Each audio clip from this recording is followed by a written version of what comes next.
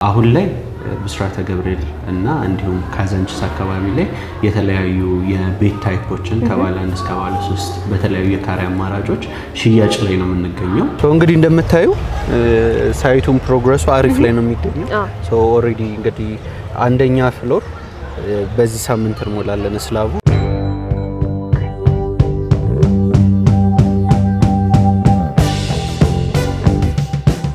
89 ካሬው በጠቅላላ ክፍያው ወይም ደግሞ በጊዜ ሂደት አንድ ሰው ቢከፍል 10.3 ነው የሚመጣው።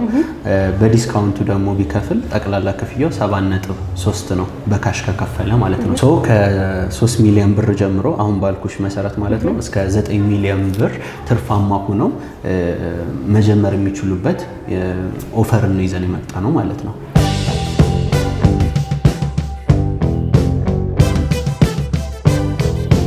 ባለ 2 መኝታ ተብሎ ወይም ባለ 3 መኝታ ተብሎ ያለውን ካሬ ወደውት ለምሳሌ 157 ካሬ አለ ባለ 2 መኝታ የምንለው ወደውት ኦፕን ኪችን ከሆነ ወደ ክሎዝ መቀየር ይችላሉ። 2 ቤድሩሙን ወደ 3 ቤድሩም መቀየር ይችላሉ። 30% ከጠቅላላው ላይ ቢከፍሉ 15% ቅናሽን ማግኘት ይችላሉ።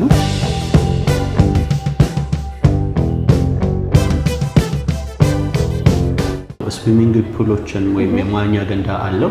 የስፖርት መስሪያ ስፍራ ጂምናዚየምን ይኖረዋል። የህፃናት ላይብረሪን፣ የህፃናት ዴይኬር ማቆያ ነው። የራሱ የሆነ ኦዲቶሪየም ወይም ደግሞ የስብሰባ አዳራሾችን እንደዚህ አይነት ነገሮች ይኖሩታል። ለኮሚኒቲው መድረስ የሚችል እዛው መገበያየት የሚችሉባቸው ሾፖች ይኖሩታል። የፓርኪንግን በተመለከተ ለገስት ወይም እንግዳ ቢመጣብን ለገስት ተብሎ የተቀመጠ የራሱ ኤሪያ ይኖረዋል። ገስት ፓርኪንግ ኤሪያ ይኖረዋል። አሳይንድ ፓርኪንግ ለምሳሌ እኔ ባለቤት ብሆን የራሴ የሆነ ስፍራ ይኖረኛል። እስከ 15 ካሬ የሚደርስ የመኪና ማቆሚያ፣ በቂ የሚባል ሊፍት አለው በየፍሎሩ ላይ ማለት ነው። ሰላም ውድ ቤተ ሚዲያ ተመልካቾቻችን እንዴት ናችሁ? እንግዲህ ዛሬ የተገኘ ነው ብስራተ ገብርኤል ላፍቶ ሞል ላይ ነው። ታዲያ እዚህ ቦታ ላይ እስከ 9 ሚሊዮን ብር የዋጋ ቅናሽ የወጣላቸው አፓርትመንቶችን ነው ለማየት ጎራ ብለን ያለ ነው። እስቲ ውስጥ ያለውን ነገር እናያለን። አብራችሁን ቆዩ።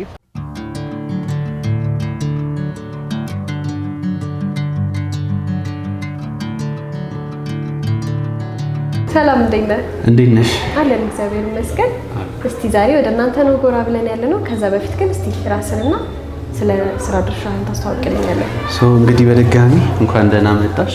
መስፍን እባላለሁ። በአማን ፕሮፐርቲ ውስጥ ሴልስ ሱፐርቫይዘር ነኝ። ይህንን ይመስላል ድርሻ። በጣም ጥሩ። እንግዲህ ያው አማን ፕሮፐርቲስ ብለኸኛል። አማን ፕሮፐርቲስ ማን ነው? በምን አይነት የስራ ዘርፍ ላይ ተሰማርቶ ይገኛል የሚለውን ደግሞ እስቲ ንገረኝ። አማን ፕሮፐርቲስ እንግዲህ ከአምኔት ቢዝነስ ግሩፕ መሀል ወይም ደግሞ ካሉት ኩባንያዎች አንዱ ነው። በሪል ስቴት ዘርፍ ላይ ተሰማርቶ የሚገኝ ማለት ነው። አምኔት ቢዝነስ ግሩፕ ነው ዋና ድርጅታችን። አማን ፕሮፐርቲ ደግሞ በሪል ስቴቱ ዘርፍ ላይ ተሰማርቶ የሚገኝ ነው።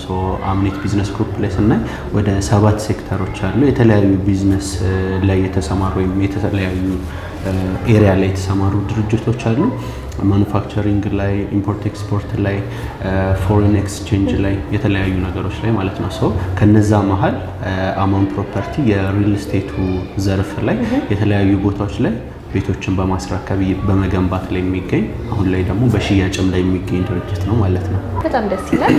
ታዲያ እስቲ አሁን ላይ ምን አይነት አዲስ ነገር ነው ይዞልን የመጣው ወይም ደግሞ ምን አይነት ፕሮጀክት ነው ይዛችሁ የቀረባችሁት? አሁን ላይ ብስራተ ገብርኤል እና እንዲሁም ካዛንቺስ አካባቢ ላይ የተለያዩ የቤት ታይፖችን ከባለ 1 እስከ ባለ 3 በተለያዩ የካሬ አማራጮች ሽያጭ ላይ ነው የምንገኘው። ከዛ ውጭ እንግዲህ ይዘናቸው የመጣናቸው የተለያዩ ኦፈሮችን ለቤት ንብረቶች ወይም ደግሞ ኢንቨስት ለማድረግ ለሚያስቡ ደንበኞችም ደግሞ ዲሲሽናቸውን ሞር ኢዚየር እንዲያደርግላቸው የተለያዩ የቆንጆ የዋጋ ኦፈሮችን ይዘን መጥተናል እና እንግዲህ እጃችሁ ከምን ካላችሁን እጃችን ከሽያጭ ነው ከተለያዩ የኦፈር ሽያጮች ጋር ማለት ነው። በጣም ጥሩ። እንግዲህ ደስ የሚል ነገር ነው እየነገርከኝ ያለው። እስቲ ግን ከዚህ በፊት ያስረከባችሁ ሳይት አላችሁ? ያስረከብናቸው ሳይቶች በሪል ስቴቱ ዘርፍም አሉ። ከዛ ውጭ ምናልባት እንግዲህ ለደንበኞችም ትረስታቸውን ቢልድ እንዲያደርግላቸው የሪቨርሳይድ ፕሮጀክትን ወይም ደግሞ ቀበና ላይ የሚታወቀውን የሪቨርሳይድ ፕሮጀክትን ኦልሞስት ከ80% በላይ የኛው አምኔት ቢዝነስ ግሩፕ ነው በማኑፋክቸሪንግ እና በተለያዩ ነገሮች ዴሊቨር ያደረገው። ከዛ ውጭ ግን ወደ ሪል ስቴቱ ስንመጣ ያው ዛሬ በአማን ፕሮፐርቲ እንደመገናኘታችን በሪል ስቴቱ ዘርፍ ስንመጣ ደግሞ ካዛንችስ ላይ ኦሬዲ ተረክቦ ባለንብረቶች የፊኒሺንግ ስራ እየሰሯቸው ያሉ ቤቶች አሉ። ኢንተርኮንቲኔንታል ወይም ኢንተር ለግዠሪ ፊት ለፊት ማለት ነው። ከዛ ውጭ ጋዜቦ አካባቢ ኦሬዲ የተረከበ እንዲሁ ሚክስድ ዩዝ የሆነ አፓርትመንት አለ። ከዛ ውጭ ደግሞ ወደ ቆሬ አካባቢ ኮምፓውንድ G+1 እና G+2 የሆኑ አፓርትመንቶችንም ኦሬዲ 90% አካባቢ ግንባታው ተጠናቆ ኦልሞስት ወደ መረከብ ደረጃ ላይ የደረሱ አፓርትመንቶችም አሉ። ስለዚህ በሪል ስቴቱ ዘርፍ ላይ አሁን ከመጣንበት በተጨማሪ አሪፍ ኤክስፒሪየንስ እና ሎንግ ምንለው ጆርኒ ነበረን። ሶፋር ያስረከብናቸውም ነገሮች አሉ። ስለዚህ አሪፍ ታማኝነትና አሪፍ ኤክስፒሪየንስ ይዘን የመጣን በድጋሚ በጣም ጥሩ። እንግዲህ ያው የተለያዩ ነገሮችን የነገርከኝ፣ ያው እኔ ደግሞ ከነገርከኝ አንፃር ለመረዳት ያህል በኮምፓውንድም አላችሁ በሚክስድ ዩዝድም አላችሁ። በጣም በተለያየ ዘርፍ ነው ይዛችሁ የቀረባችሁት። ታዲያ እስቲ አሁን ላይ አዲሱ ይዛችሁት የመጣችሁት ፕሮጀክት እንግዲህ 2 ቦታዎችን ጠቅሳልኛል። 2ቱ ቦታዎች ደግሞ እስቲ ምን ይመስላሉ የሚለውን ነገር ንገረኝ። መልካም። ከፕሮጀክት አንፃር ሁለቱም የሚያመሳስላቸው ነገር አለ፣ የሚያለያያቸው ነገር አለ። የመጀመሪያው የሚያመሳስላቸውን ነገሮች ብንጠቅሳቸው ሁለቱም ፕራይም ሎኬሽን ላይ መሆናቸው በጣም ሁለቱንም ሳይት ያመሳስላል ብዬ የማምነው ነው። ከዛ ውጭ ደግሞ ሁለቱም ሚክስድ ዩዝድ አፓርትመንቶች ናቸው። ያ ማለት ከታች ያሉት እስከ 5 እስከ 6 አካባቢ ያሉት እንደየሳይቶቹ ስለሚለያይ ነው። ኮሜርሻል እና አሚኒቲ የሚያቅፉ ናቸው። ስለዚህ ሚክስድ ዩዝድ ናቸው። ከ5ኛ እና ከ6ኛ ጀምሮ ያሉት ደግሞ እንደየሳይቶቹ የመኖሪያ አፓርትመንቶች ናቸው የሚሆኑት። የካሬ አማራጮቹንም ብንመለከት ሁለቱም ጋር የተለያየ ካሬ አማራጮች ይኖራሉ። ፕላስ ደግሞ የአፓርትመንት ታይፖቹ ምናልባት ሊመሳሰሉ የሚችሉት ሁለቱም ሳይቶች ላይ ከባለ 1 መኝታ ጀምሮ እስከ ባለ 3 መኝታ አፓርትመንቶችን ማግኘት ይችላሉ። ከዛ ውጭ ለየት ያሉ ነገሮችንም በውስጡ ይዘን መጥተናል። በጣም ጥሩ። እንግዲህ ያ 2 ቦታ ነው እንግዲህ እዚህ ጋር ጠቅሰን እያወራን ያለ ነው። የሚያለያያቸውም አለ አንድ የሚያደርጋቸውም ነገር አለ ብለኸኛል። እስቲ ትንሽ ደግሞ አካባቢው ምን ይመስላል? ስፔሻሊ ደንበኞች ከሁለቱም ቦታ ቢገዙ የሚያገኙት የተለየ የአካባቢ ጥቅም ምንድን ነው? አሪፍ። ከሎኬሽን አንጻር ሁለቱንም ለማወዳደር ይከብዳል። ምክንያቱም በጣም ፐርፌክት የሚባሉ ሎኬሽኖች ናቸው። ካዛንችስንም ብንመለከት የብስራተ ገብርኤልን ወይም ደግሞ ላፍቶ ሞል ጋር ያለውን ሳይታችንን ብንመለከት ማለት ነው።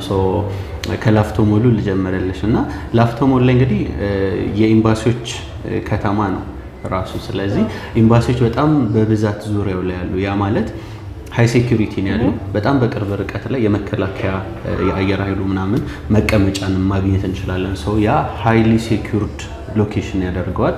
ከዛ ውጭ አብዛኞቹ ዲፕሎማቶች፣ አምባሳደሮች የሚመርጡት ስፍራ ነው። ከምን አንግል ካልሽኝ፣ አንድ ከሴኩሪቲ አንጻር፣ ኢንተርናሽናል ስኩሎች ከመገኘታቸው አንጻር፣ ከትራንስፖርቴሽን አንጻር አዲስ አበባ ላይ ወደ የትኛውም ስፍራ ለመሄድ በጣም መልቲፕል የሆነ የትራንስፖርቴሽን ወይም ደግሞ የመንገድ አማራጮችን ማግኘት የሚችሉበት ነው። በጣም በቅርብ ርቀት ላይ ኢንተርናሽናል የሆኑ ድርጅቶች መቀመጫን፣ እነዚህ ነገሮች ማግኘት ስለሚችሉ ዲፕሎማቶች፣ አምባሳደሮች፣ ከውጭ የሚመጡ ዜጎች ኢትዮጵያዊ ሆነው ከውጭ የሚመጡ ለእረፍት ሲመጡ የሚመርጧቸው ሎኬሽኖች ናቸው። ከዛ አንግል አንድ ተመራጭ ያደርገዋል። ዙሪያው ላይ ደግሞ ብዙ አይነት ኢንተርቴንመንት ነገሮችን ማግኘት ይቻላል። የሃይማኖት ተቋማትን ማግኘት ይቻላል። እነዚህ ነገሮች በዋነኝነት ተመራጭ ያደርገዋል የብስራተ ገብርኤል ሳይታችንን። ሁለተኛ ከላፍቶ ሞል ጋር ኮኔክትድ ሆኖ መሰራቱ በራሱ ላፍቶ ሞልን እናውቀዋለን ኦልሬዲ ከኢንተርቴንመንት፣ ከሾፒንግ፣ ከተለያዩ ነገሮች አንጻር። ስለዚህ ከዛ ጋር ኮኔክትድ ሆኖ መሰራቱ ራሱ ሎኬሽን በጣም ሰዎች እንዲፈልጉት ያደርጋቸዋል። ለምን? ኦልሬዲ አንድ ቢልድ የተደረገ ስም ላይ ነው አብረን ጆይን አድርገን እየሰራን ያለ ነው። ከቤታቸው እንደወጡ ብዙ ነገሮችን በአቅራቢያቸው ማግኘት ስለሚያስችላቸው ያ አንድ ቆንጆ አማራጭ ነው ማለት ነው። የብስራተ ገብርኤልን በዚህ መልኩ ካወራን የካዛንችሱን ደግሞ ስንመለከት አንድ ከሆቴሎች ፊት ለፊት ነው የሚገኘው። ስለዚህ ለሚቲንግ ሊሆን ይችላል፣ ለተለያዩ ነገሮች ሰዎች ይፈልጉታል። እንደዚህ አይነት ቅርብ ቦታ ላይ ወጣ እንዳሉ ብዙ ነገር አክሰስ ማድረግ የሚችሉበት መሆኑ ከሆቴሎች አቅራቢያ ላይ መሆኑ የሬንታል ፕራይስን የተለያዩ ነገሮችን ዲማንዱን ሀይ ያደርጓል። ከሱም አንግል የተቻለ ነው። በዙሪያው ላይ ደግሞ ምንም ኢንፍራስትራክቸር ፈልጎ የሚያጡት ነገር የለም። ኦልሬዲ ያለቀለት ሰፈር ነው። ስለዚህ ገብቼ የመብራት ችግር ያጋጥመኛል፣ የውሃ ችግር፣ የትራንስፖርቴሽን ችግር፣ የትምህርት ቤት የሚሉት ነገር የለም። አቅራቢያው ላይ ኦልሞስት ኤቭሪቲንግ አለ። በቅርብ ርቀት ላይ ቤተ መንግስትን ማንሳት እንችላለን። የተለያዩ አሁን ደግሞ የልጆች ዓለም ተብሎ አኳሪየም፣ በጣም ብዙ ነገሮች ዙሪያው ላይ ተሰርቷል። ስለዚህ ኢትዮጵያ ውስጥ ወይም አዲስ አበባ ውስጥ አሉ ከምንላቸው ሆቴሎች ጀምሮ 5 ስታር ሆቴሎች ጀምሮ ማግኘት የሚችሉበት ነው። የተለያዩ እነ ዩሮፒያን ዩኒየንን ማንሳት እንችላለን። እነሱ መቀመጫ ነው። ስለዚህ ከሴኩሪቲ አንጻር እሱ ጋርም ተመሳሳይ ነገር እናገኛለን። ከአፓርትመንት ታይፕ አንጻርም ደግሞ የካሬ አማራጩን መመልከት እንችላለን። ናቹራል ላይቶችን በውስጡ ይዟል ሁለቱም ሳይቶች ላይ። ስለዚህ ከሎኬሽን አንጻር ከፕሮጀክት አንጻር ሁለቱም ላይ ቆንጆ ነገሮችን ይዘን መጥተናል። ስለዚህ ተመራጭ አድርጓል። በጣም ጥሩ። እንግዲህ ያው በጣም ደስ የሚልና ሰፋ ያለ ነገር ነው እየነገርከኝ ያለኸው። ታዲያ አካባቢው እንደዚህ ይመስላል ብለን ካልን አይቀር ደግሞ እስቲ ህንፃዎቹ ራሱ ምን አይነት አሚኒቲ ያላቸው የሚለውን ነገር ደግሞ እስቲ ንገረኝ። ከአሚኒቲ አንጻር አንድ ህንፃ ሌክዠሪ ሊያስብሉት የሚችሉ ወይም ደግሞ አክሰሰብል ነው ወይም ደግሞ ፈንክሽናል ነው ብለን አንድን ሪል ስቴት ወይም አንድን ፕሮጀክት ልንጠቅስ ከምንችላቸው ነገሮች መካከል አብዛኞቹን ነገሮች ይዟል ብዬ አስባለሁ። ስዊሚንግ ፑሎችን ወይም የመዋኛ ገንዳ አለው። የስፖርት መስሪያ ስፍራ ጂምናዚየምን ይኖረዋል። የህፃናት ላይብረሪን፣ የህፃናት ዴይኬር ማቆያ ነው። የራሱ የሆነ ኦዲቶሪየም ወይም ደግሞ የስብሰባ አዳራሾችን እንደዚህ አይነት ነገሮች ይኖሩታል። ለኮሚኒቲው መድረስ የሚችል እዛው መገበያየት የሚችሉባቸው ሾፖች ይኖሩታል። የፓርኪንግን በተመለከተ ለገስት ወይም እንግዳ ቢመጣብን ለገስት ተብሎ የተቀመጠ የራሱ ኤሪያ ይኖረዋል። ገስት ፓርኪንግ ኤሪያ ይኖረዋል። አሳይንድ ፓርኪንግ ለምሳሌ እኔ ባለቤት መሆን የራሴ የሆነ ስፍራ ይኖረኛል። እስከ 15 ካሬ የሚደርስ የመኪና ማቆሚያ፣ በቂ የሚባል ሊፍት አለው በየፍሎሩ ላይ ማለት ነው። ከዛ ውጭ የኤሌክትሪካል መኪና ላላቸው ደንበኞች የኤሌክትሪካል ቻርጂንግ ኤሪያ ይኖረዋል። ባካፕ ጀነሬተር እስከ 72 ሰዓት ማገልገል የሚችል ባካፕ ጀነሬተር ይኖረዋል።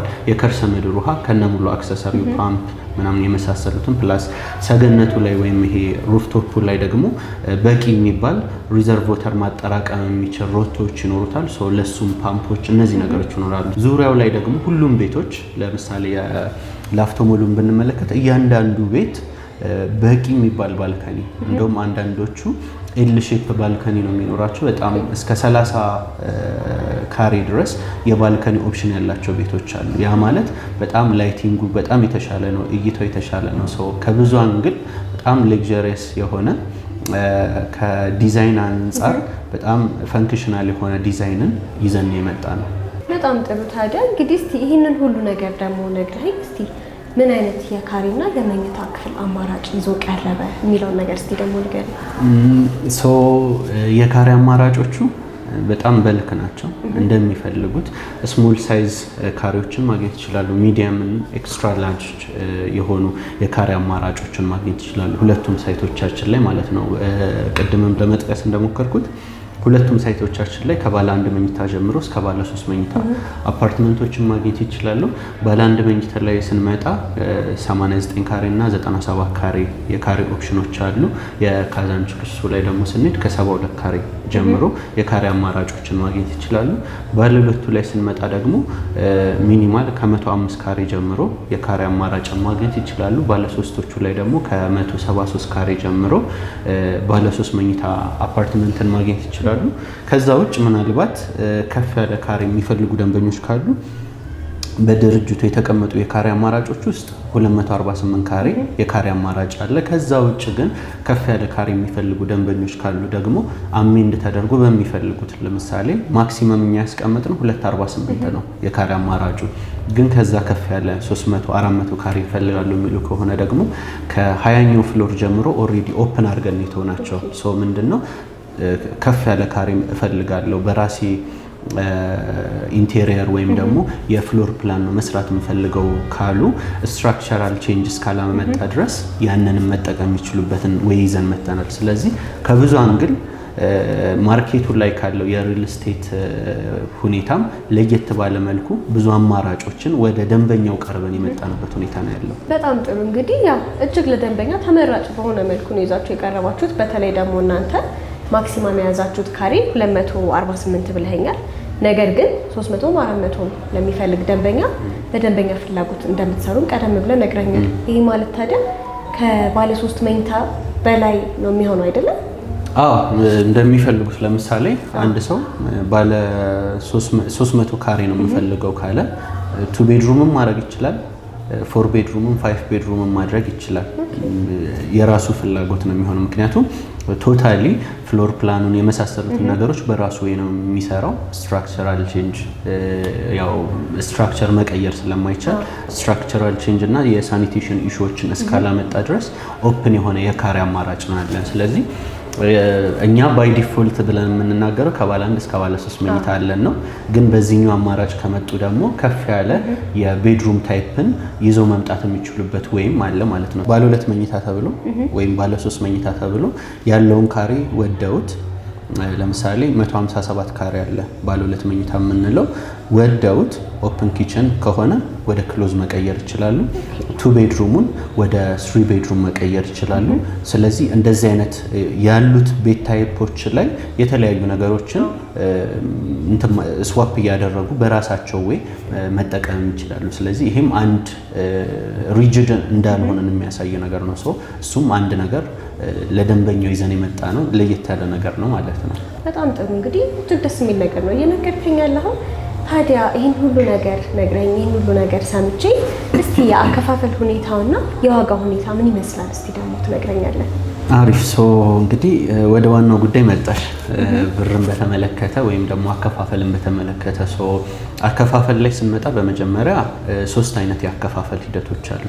የመጀመሪያው ታይም ቤዝድ የምንለው ወይም ደግሞ ቁርጥ ያለ ኤግዛክት የሆነ የሚታወቅ ታይም ኢንተርቫል ይኖራል። ስለዚህ በዛ ኢንተርቫል ድርጅቱ ባስቀመጠው የክፍያ መጠን ወይም ለምሳሌ በየ3 ወሩ 1 ሚሊዮን ነው ቢባል ወይ 2 ሚሊዮን ነው ቢባል በየ3 ወሩ ያቺን ታይም ጋፕ እየጠበቁ መክፈል ይችላሉ። ስለዚህ ታይም ቤዝድ የሚባል ያከፋፈል ሂደት አለን። ሁለተኛው ደግሞ የተሰራውን ነገር እያየው ነው ቀስ ብዬ ነው መክፈል የምፈልገው። ኢንስታሌሽኑን እያየሁኝ የተሰራውን ነገር ቼክ እያደረኩኝ እየመጣው ክሮስ ቼክ እያደረኩ ነው መክፈል የምፈልገው ካሉ ደግሞ የግንባታ ሂደትን ተከትለው ከ15% ቅድመ ክፍያ ጀምሮ ቀጣዩን 9 ዙር ነው የሚሆነው። 10 ዙር ነው ጠቅላላ ክፍያው ማለት ነው። የመጀመሪያዋን ውል ሲፈጽሙ 15% ከከፈሉ በኋላ ቀጣዩን 9 ክፍያ ደግሞ የግንባታውን ሂደት እየተመለከቱ ቁልፍ እስኪረከቡ ከ15% እስከ 5% እስከ መጨረሻው ጊዜ ድረስ ማለት ነው መክፈል ይችላሉ። እሱኛውን ኢንስታሌሽን ወይም ደግሞ የግንባታ ሂደን ኮንስትራክሽን እየተከተለ የሚከፈል አካሄድ ነው። ሁለተኛው እሱ ነው።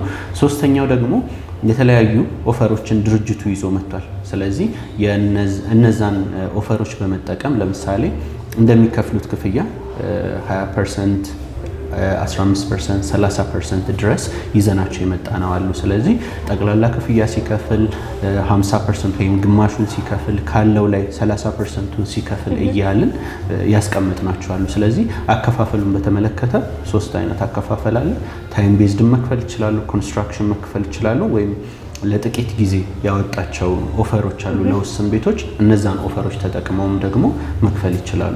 ከዛ ውጭ ደግሞ ከማኔጅመንት ቲሙ ጋር ቀርቦ በመነጋገርም ምናልባት ፍሌክሲብል የምንሆንባቸው የፔመንት አዲሽናል ፕሮባቢሊቲዎችም ይኖራሉ። ስለዚህ አስማች አስ ፖሲብል ወደ ደንበኛው ለመቅረብ እየሞከረ ነው ማለት ነው።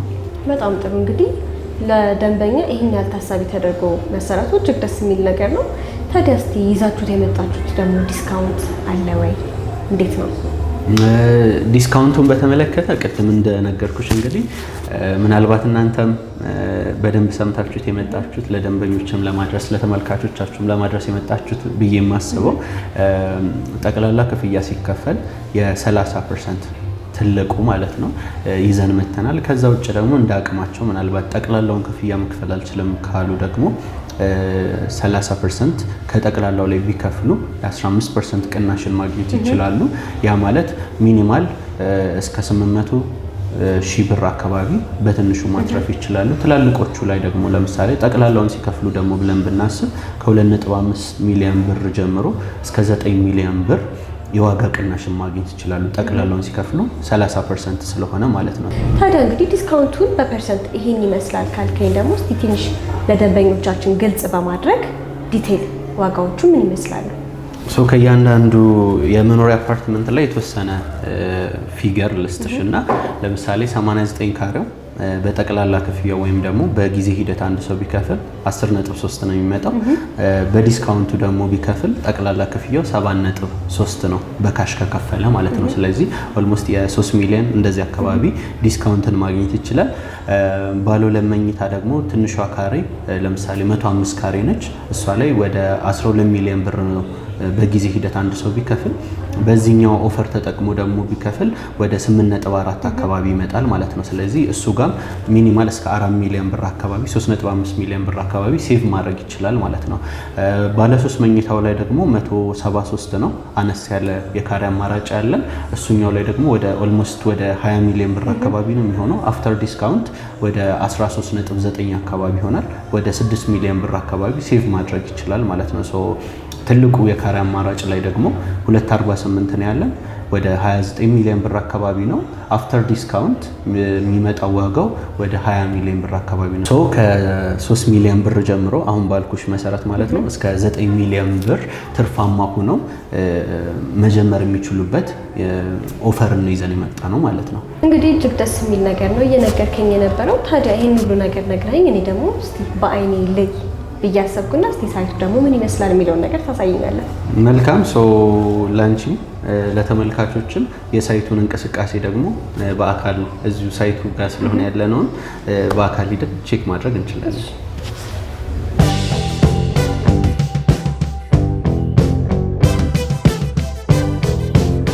እንግዲህ እንደምታዩ ሳይቱን ፕሮግረሱ አሪፍ ላይ ነው የሚገኘው።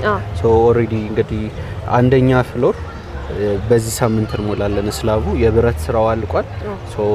ኔክስት ከነገ ወዲያ ኦር ነገ ላይ ኮንክሪት ሙሉ ለሙሉ ይሞላል፣ ስላቡ ይሞላል ማለት ነው። በደንብ እንቅስቃሴ ላይ ያለ ሳይት ነው። ምናልባት አሁን ምሳ ሰዓት ላይ ስለሆነ ነው ዝም ያለው።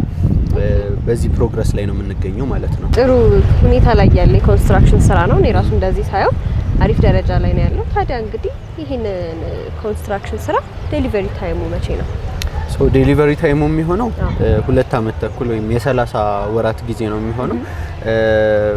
በዚህ ጊዜ ውስጥ ደግሞ አሁን የብረት ማቅለጫ እንትኑም እየተጠናቀቀ ነው፣ ስራችንም እየተጠናቀቀ ነው። ያ ማለት ከጥቅምት ጀምሮ ኦልሞስት በራሳችን ብረት ነው የምንሰራው። ያ ደግሞ አንድ የተሻለ ስፒድን ይሰጠናል፣ የማቴሪያል ኢሹ ስለማይኖርብን ማለት ነው። ፕላስ የፖስቴንሽን ነው የምንጠቀመው የኮንስትራክሽን ሂደቱ። ያ አንድ ከኮለን የተሻለ ነገር ያደርግልናል። ፕላስ የኮንስትራክሽን ስፒዱንም የተሻለ ያደርገዋል። የኛ ፕላን እንግዲህ አሁን ባለው ጋፕ ከ9 እስከ 10 ወር ባለው የስትራክቸር ስራውን መጨረስ ነው። በወር እስከ 3 ስላብ ነው እየሞላን የመሄድ ሀሳብ ያለን። ስለዚህ በሱ ታይም ጋፕ ነው የመጨረስ ሀሳባችን። 2 ዓመት ተኩል በእርግጠኝነት ቤታቸውን የሚረከቡበት ታይም ነው የሚሆነው። በጣም ጥሩ። እንግዲህ ያው ቢሮም ጥሩ ቆይታ ነበረኝ። እኔ ደግሞ እንግዲህ እንደዚህ በአካል መጥቼ ሳይቱን ለማየት ችያለሁ። በጣም ጥሩ የሚባል ደረጃ ላይ ያለ ሳይት ነው።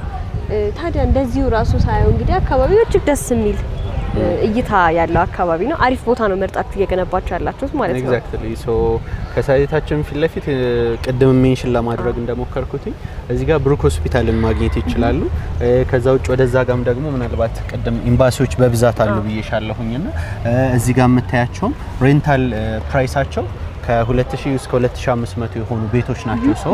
እዚህ ፕራይም ሎኬሽን ላይ አንድ ሰው ኢንቨስት ቢያደርግ በእርግጠኝነት የተሻለ ዋጋን የተሻለ ሪተርን ኦን ኢንቨስትመንትን ማግኘት የሚችልበት ነውና በእርግጠኝነት ፐርፌክት የሆነ ፕራይም ሎኬሽን ነው ማለት እንችላለን ማለት ነው። እንግዲህ ያው ደንበኛ እዚህ የቤት ባለቤት ከሆኑ እነዚህን የመሳሰሉት እና የሚያማምሩ ቪዎችንም ጭምር ያገኛል ነው እያልከኝ ያለው? ኤግዛክትሊ።